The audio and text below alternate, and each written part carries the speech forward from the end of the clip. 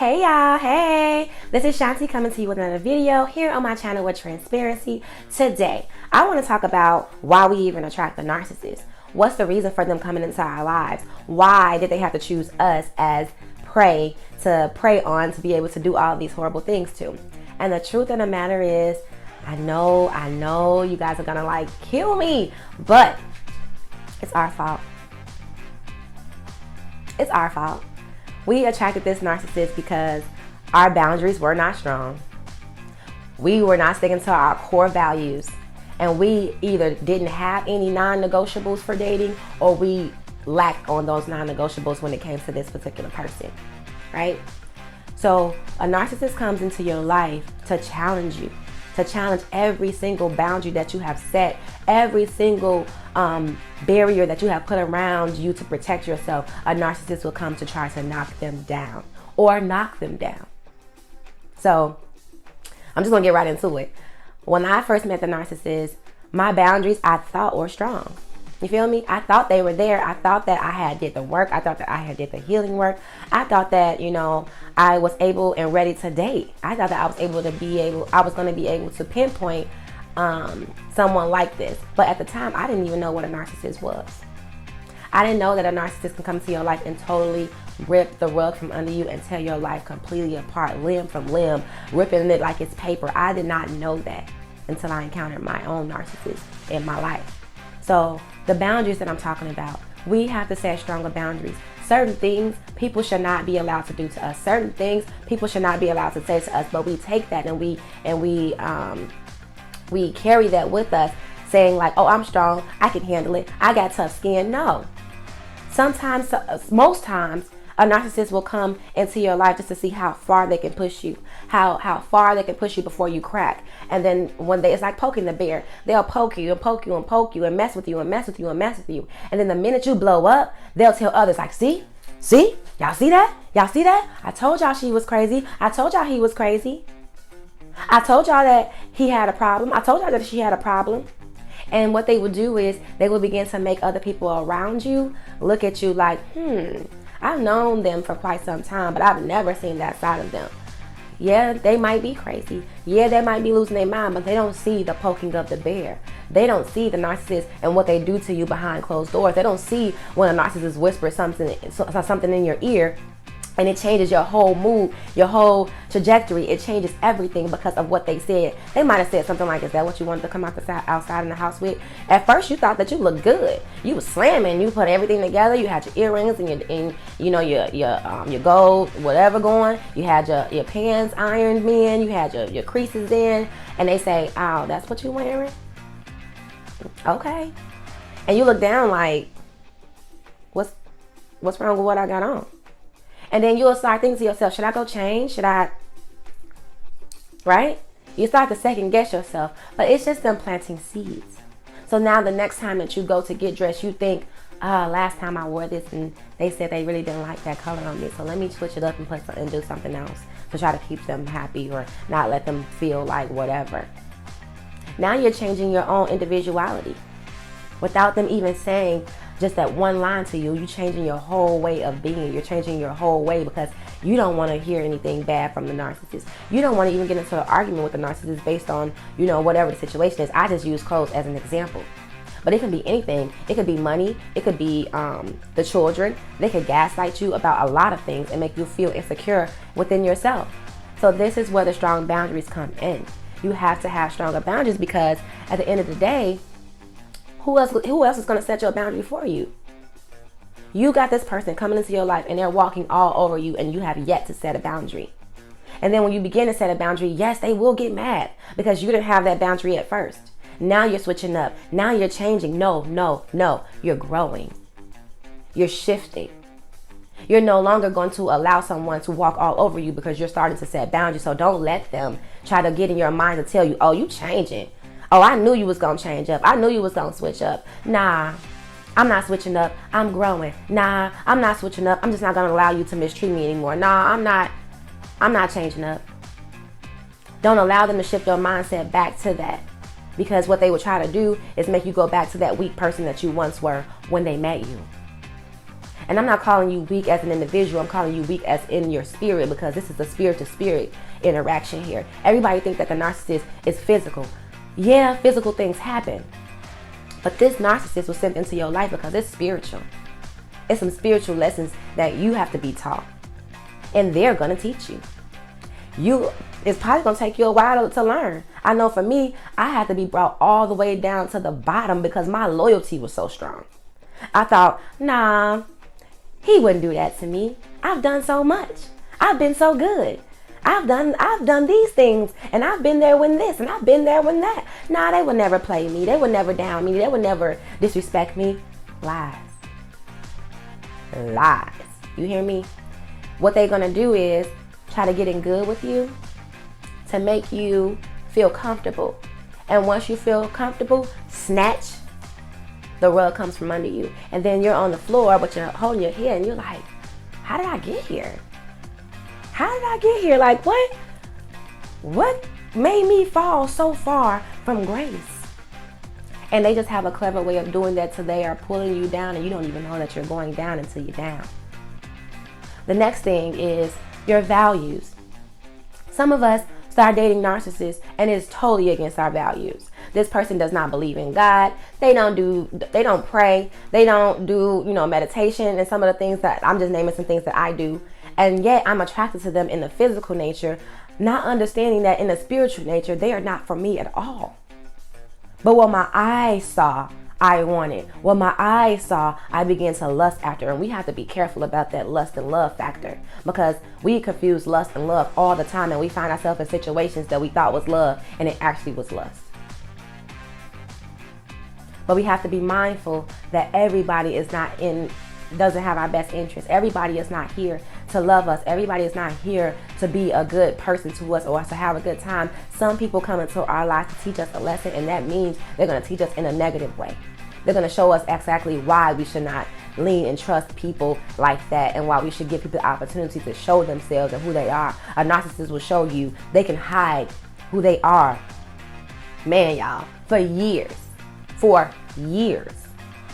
And you would think that this person is the most amazing person, the most amazing guy, the most amazing woman. And then all of a sudden, the mask just come off. And you're like, who are you? Next thing you know, I'm having nightmares, I'm sleeping with the enemy. Right? You laying next to this person and you don't even know who this person is, because they have switched up on you so much, to the point that you feel bamboozled. You feel fooled, because they put this whole facade of them being this awesome and amazing person, and now all of a sudden they're treating you like trash. They're calling you names. They're putting their hands on you. They're taking all your money. They're trying to use all your resources. They're shunning your name and downing your name to family and friends and making it seem like you're the one that's a problem. They are already starting a spirit campaign so that when you go out to reach out to people, those same people will not be there. It's people that you have been cool with, that you have hung out with. You and a narcissist have went out with and went on double dates. And it's like you thought that they were your friend too. And you thought that they were your cousin too, your family too. But once the narcissist gets to them, he will tell or she will tell any lie to make you look bad. She will tell or he will tell anything to make your character be turned in a negative way. So that people, those same people that you was once hanging out with, those same people that you once thought loved you and adored you, when you call them or reach out to them, they won't answer. And if they do answer, they're going to answer with, yeah, well, what did you do wrong? Because that's not what I heard. They are in a very defensive mode because this narcissist has already put them on their side. Because narcissist needs somebody on their side for them to continue to feel validated. They will go to Facebook, make a post, and see how many people validate them just so they can say, I knew I was right. And those people probably are narcissists themselves. So that instant gratification that a narcissist seeks, they act on that. They don't think about the long run on how it's going to affect the relationship, and they still want to be with you. That's the crazy part. They still want to be with you. They will still text your phone. They will still call your phone. They will still say that they miss you and that they love you. Meanwhile, They're in other people's houses having conversations about you that's negative. They're changing people's perspective of you so that when you reach out to them, these same people shut you down and you feel some type of way. Meanwhile, they're slandering your name and they're putting out all this garbage and this trash about you so that people can look at you and say, that's not a real person. She's being or he's being a fake and phony, because the real deal is the what the narcissist said. What the narcissist told me. Well, the narcissist said, when they in the house, they argue for all day. The narcissist said what, but they didn't tell them. The narcissist didn't tell them that they're the reason why the arguments even start.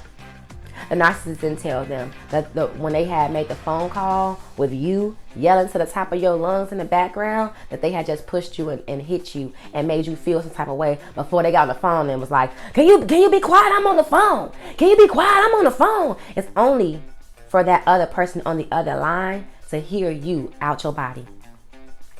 It's only for them to give somebody else a different picture of you and paint the picture that you are actually indeed crazy. Because who get punched in the face and don't say, ow? Who gets pushed into a door and say, you got me messed up? Who doesn't get angry when somebody's trying to manipulate them and mistreat them? Everybody does. But what the narcissist will do is, while you're angry, he'll point like, see? She'll point like, yeah, see? I told y'all, this is what he does to me. This is what he does to me all the time. He just yells and I can't control him and we're losing our marriage and our relationship and he wants to sleep with other women. Meanwhile, she's doing that. Meanwhile, she's taunting you, she's nagging you. Meanwhile, she's going out sleeping with other women. But the whole point is, guys, she wants to show that she's a goody two-shoes. She wants to show that everybody in you guys' area that it's not her, it's you. Women, same thing. Men don't really try to make it seem like they're like gossiping, but that's exactly what they're doing. Men don't want to seem like they're being woman or girly-ish, but because they talking too much or whatever, but that's exactly what they're doing. And when a man does it, he knows how to do it with slick comments and slick words. Women, we're geared off emotion, so we can easily pull up some emotion and start talking about it. But men, yeah, I'm thinking about just being done with her because she's just crazy, and she try to always be going through my phone and always trying to see what I'm doing and checking up on me, and I'm just tired, man. I'm tired, man. She crazy, man. I don't want to deal with this no more. And the person like, oh, you don't have to deal with that anymore. Just leave, baby. Just leave. Yeah, you right. But it's like, I love her, I love her, What? They play this victim mentality to the person just so they can get them on their side. So now that same person that was once friends with you or once, your family member too, when you come around, you like, hey, they like, hey, how you doing? This they face. Hey, how you doing? That's good. Oh, okay. Well, you take care of yourself. All right. And they walk off. Well, how you doing, bro? How you been doing? Hey, man, I'm just trying to make it. Yeah, I know. I know you exactly that you trying to make it. Yeah, that I know. Whole time, somebody done told them something about you. They got them looking at you crazy. They got them looking at you like this. They got them looking at you like, yeah, you always trying to put this nice facade in front of me, but low key, I know the truth because the narcissist already told me. And it's nothing but a bowl of lies that the narcissist has said. But this, it changes how people see you, and in turn, they want to shift your character. They don't want people to see you as the light that you are. So what I'm going to help you today, this is what you do. You go gray rock. And gray rock just means that you're not ignoring a person. You're answering them, but you're giving them the most basic answers. They ask, how you doing today? I'm doing good. Oh, you don't want to talk to me? I never said that. So talk to me. I have nothing to say. You can talk. And as they're talking, you just be like,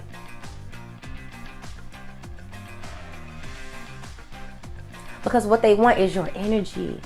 And if you can withhold your energy back, it will piss these people off so bad that they will start trying to do anything to get you to react, anything to get you to yell, anything to get you to come out your character. And you like, nope, not anymore.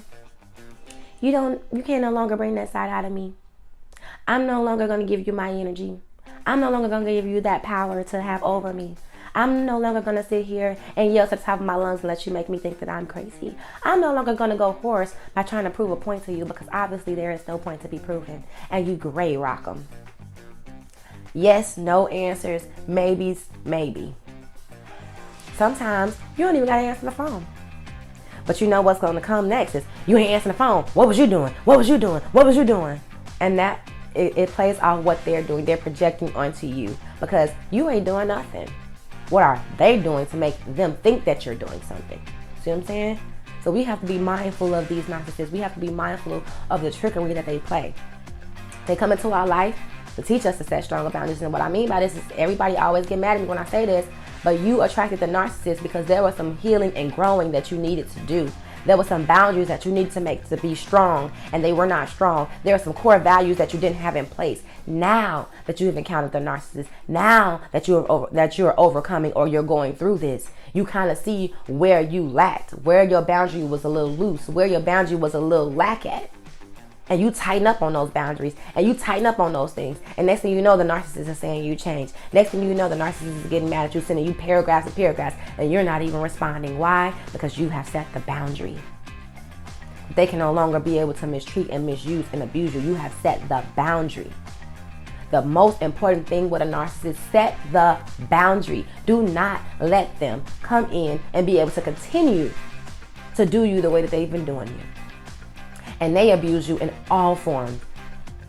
Mentally, physically, emotionally, psychologically, socially. Because they make you feel bad about wanting to even go hang out with your friends. And pretty soon, you're not hanging out with your friends at all because you don't want to come back and get into an argument or get into an argument before you leave, because they try to get into an argument with you before you leave, so you leave in a bad mood. Or so you just say, you know what? I'm not going to go. Never mind. And they won. Because you're sitting right there with them, mad. Even though you're not saying anything, you're still with them. You didn't leave to go out. So leave to go out. Even if you're pissed off, leave. Even if you know there's going to be an argument when you get back, go out, have a great time, but know on your way home, put your whole armor of God on, because it's finna go down. Either they're going to be walking around with an attitude, they're going to be slamming cabinets or doors, something to get your attention so that you can say, what's wrong with you? And they're going to explode on you. So when you go into the house, don't even ask them what's wrong. Just sit there and watch them. Cabinet slam, door slam, a huff and puff, a huff and puff. Pacing, pacing, pacing, pacing. Just watch them. Watch them. That's it. And then we'll get in your face. Oh, so you don't want to talk to me? Oh, so you don't want to see me? Oh, so you don't want to do this and woo, woo, woo. And next thing you know, you like, wait a minute, get out my face. You get in defense mode. They make you do this. But if you say, you know what? I'm not doing this with you today. I'm saving my energy on you today. I'm not. You saving your energy. I ain't the problem. It's you. But you're the one that's yelling. So, yeah, that's how you got to play them. Everybody always thinks that you got to fight fire with fire. No, you got to be ice. Ice cold. You hear me? We have warm emotions. We have a warm heart. So naturally we want to give. Naturally we want to, make sure everybody's okay around us naturally. But when it comes to a narcissist, you have to be cold. You have to be frank. You have to be direct. And when it all said and done, when everything is all said and done, when you have gotten your escape route from the narcissist, no contact is the best way. I'm trying to tell you, it drives them completely insane. Next thing you know, you will have pages upon pages upon pages of text messages, and this is when you block them. I honestly blocked my narcissist way before I even, finalized everything, because it was just getting to the point where he was trying to taunt me through messages. He was calling me nonstop. Even when I was busy doing something, he would call me once, call me twice, and he would keep calling me 20 times, 15 times, 10 times in a row. And it's like, I'm busy doing something for myself, for my life. I can't answer right now. But I knew that because I didn't answer all those times that he called, that there was going to be a problem. I was going to be somebody's slut. I was going to be somebody's, oh, you can go be with that man, or you can go do this and that. I'm good, woo, woo. All that for me just not answering the phone. So that's like to try to control me so that the next time he does call, I answer the phone immediately. Yeah, no. You have the right to not answer your phone if you're busy. Not saying that you sitting there and just looking at the phone and you ain't answering or whatever, but if you don't feel like being bothered, you don't have to answer. And that's their problem. They want to control everything. So, guys, we don't want to be with nobody that controls us. And the way that we can do that is to stick to our boundaries, stick to our core values, and stick to what our non-negotiables are. My non-negotiables are, they have to know Christ. If they don't know Christ, they can be a good person, they can be a good man, they can be all of that, but I understand that we're unequally yoked. And I've already had that before in my life, and I'm not doing it again. Not saying that somebody has to, be, oh, God, you got to be a whole preacher and everything. No, but they have to be a believer for me. That's a non-negotiable. So when I'm talking to somebody, I ask them, do you believe in God? Oh, yeah, I believe in God. And I ask them my follow-up question, do you believe in Jesus, the Son that was sent? I mean, Jesus is cool and everything, and I don't shut them off. I let them finish what they have to say, but I know that I'm not going to go further with this conversation or this encounter after this one. I'm not going to go on any dates because why? He doesn't even believe in Jesus. So if he doesn't believe in Christ, then what do I look like being with someone who doesn't believe in Christ? I'm going to be with someone who I feel is going to be more narcissistic because there's no conviction. So I'm putting myself back in the same situation that I was once in. You see what I'm saying? Another non-negotiable. They have to want kids. Do you want kids? Kids is cool, but I'm cool either way. If I do, I do. If I don't, I don't. Do you want kids? Not really. I'm not going to hope that that's going to change in the future. I'm taking it at face value. You don't want kids. I do want kids. Therefore, what are we doing? Because if we have sex and there's a seed that's planted, he never wanted kids, and he told me that. But now I'm sitting here wondering why he doesn't want to be involved and why he's not helping me with this baby.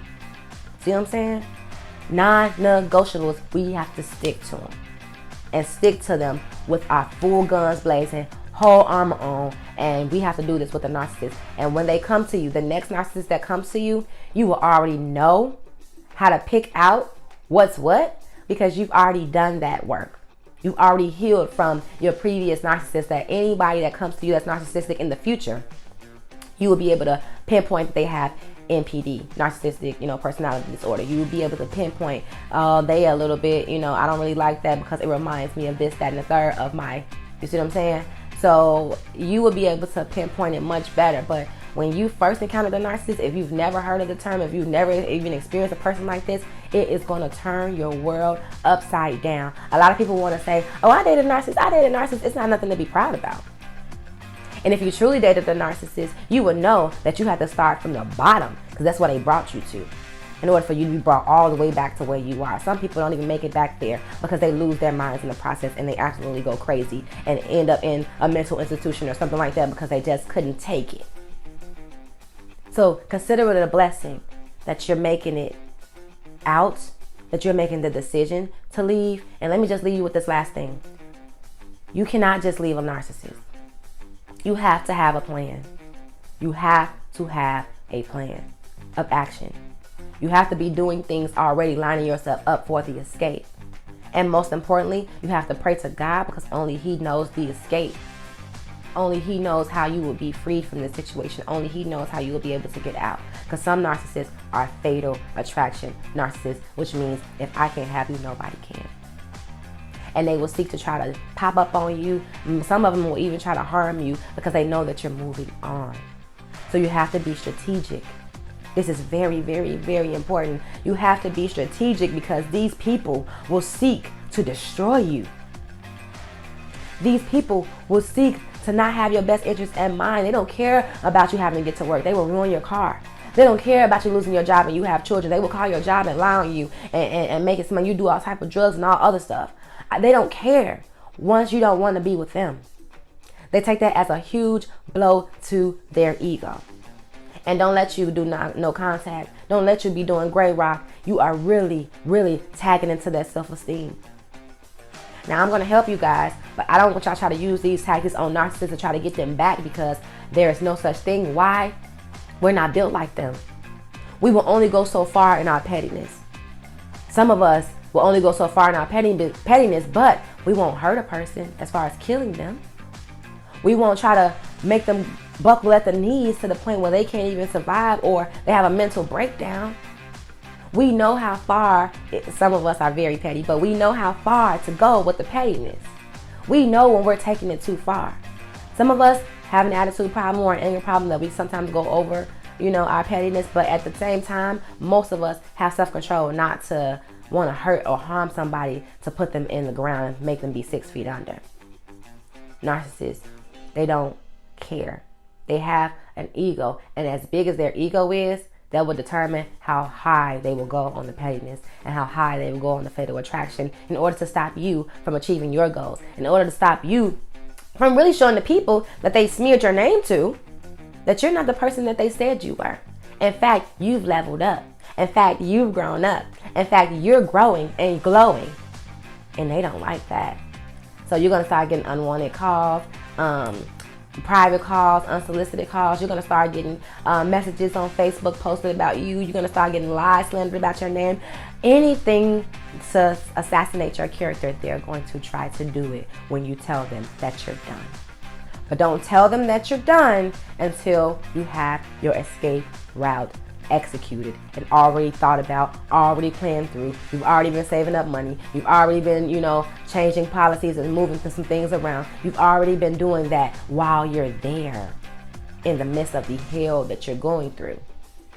So stop, look around. I say this all the time. Analyze the situation and pray to God for the exit plan because you need him for the escape. All right, guys. That's all I got for you today. Until next time, please like, share, and subscribe because there are so many people that needs to get these messages. There are so many people that feel like they are alone and dealing with a narcissist in their homes and they can't talk to anyone about it because they feel like no one will understand. And honestly, if you have not dealt with a narcissist, you wouldn't understand. So everyone that's on this channel that has been dealing with a narcissist, that has dealt with a narcissist, you know firsthand how it feels. So don't forget to like, share, and subscribe to this channel so that you can get every one of my videos going forward. But don't forget to share because there's somebody who needs this message. All right, guys. Until next time, I'll see ya. Keep your heart close to God. And don't ever waver or falter based off what somebody else wants to project onto you because you are your own individual person. You have your own values and you have learned to set stronger boundaries. I know this is bad, but thank you, Narc. You made me glow up. Thank you, Narc. You changed my perspective. Thank you, Narc. You showed me what being down and having God lift me all the way back up feels like. Thank you, Narc, for when I was down and I didn't have nothing and you took everything from me and now God is restoring and giving me everything that I ever wanted and dreamed of. Thank you, Narc, for the personality traits that you showed me that I don't want to see in somebody else that I'm going to choose to date or marry in the future. Thank you, Narc. Thank you. And this is crazy because a lot of people who have not healed, they feel like, I'm not thanking a narcissist. And a lot of people that have healed from the narcissist, I'm not going back to, I'm not saying thank you to them. But look how much you've grown. Look how much you've changed. Look how much you know now that people can pull a wool over your eyes.